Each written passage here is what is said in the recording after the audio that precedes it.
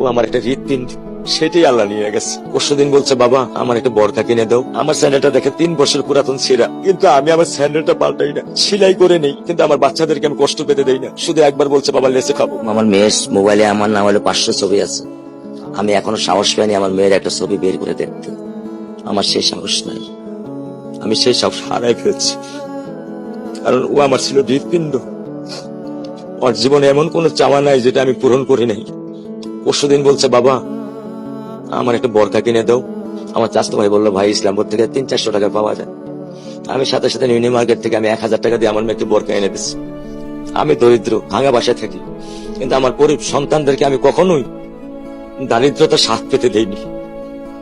দারিদ্রতা স্বাদ পেতে দেইনি। আমার বড় মেয়েকে এখন আমি সেলোরার থেকে জামা কিনে দিই।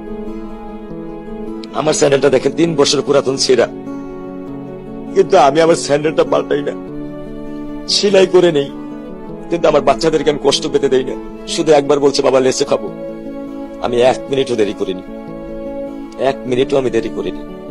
ও আমার একটা হৃৎপিণ্ড, সেটাই আল্লাহ নিয়ে গেছে।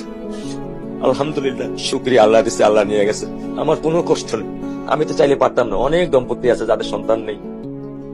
আল্লাহ দিছে, আল্লাহ নিয়ে গেছে। আমি আলহামদুলিল্লাহ করি আল্লাহ গেছে। আমার কোনো কষ্ট নেই, আমার কোনো কষ্ট নেই।